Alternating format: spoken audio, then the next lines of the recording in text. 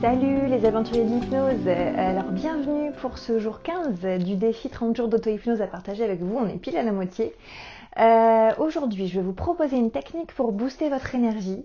J'en avais déjà proposé une auparavant, ce coup-ci je vais varier un peu les plaisirs, je vais vous en proposer une autre, voire deux autres, vous allez voir. J'ai choisi ça parce que voilà, concrètement on est lundi, je sais qu'on est nombreuses à peut-être se traîner un peu le lundi, à avoir besoin de booster son énergie. Donc voilà, je voulais simplement vous proposer cette technique-là. Encore une fois, technique, vous allez voir, hyper facile, hyper accessible. La première technique dont je vais vous parler est issue d'un livre de Jean-Michel Jakobowicz, dont je vous mettrai la référence juste en dessous.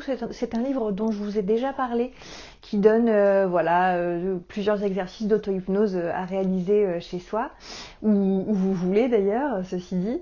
Alors, une fois que vous êtes sous état d'hypnose, vous allez simplement vous visualiser en bord de mer. Alors, dans le livre, l'auteur préconise de s'imaginer en Bretagne, au bord de la mer en Bretagne.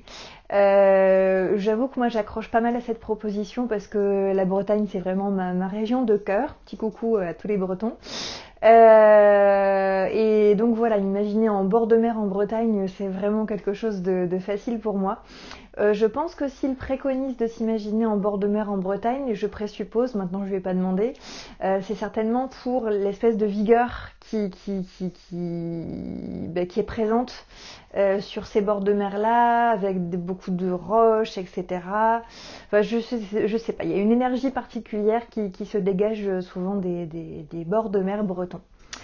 Le but du jeu ensuite est très simple, c'est que vous allez simplement vous ressourcer, vous remplir de l'énergie qui se dégage de cet endroit. Vous allez imaginer, donc l'auteur préconise d'imaginer vraiment une mer assez, pas agitée, mais voilà, en mouvement, avec un peu de vent, avec aussi le soleil qui réchauffe. Et le but du jeu, c'est de se nourrir de l'énergie à la fois de la mer, de l'énergie solaire et de l'énergie terrestre. Vous devez vraiment ressentir comme une espèce de force qui vous provient de tous les côtés de la mer, du soleil, de la terre. Il y a vraiment quelque chose qui se passe à l'intérieur qui vient ressourcer, recharger vos batteries. Donc c'est quelque chose que vous allez vraiment sentir, d'autant plus que sous hypnose tout est démultiplié, les sensations sont d'autant plus fortes. Et vous allez sentir comme ça quelque chose qui vient vraiment recharger vos batteries.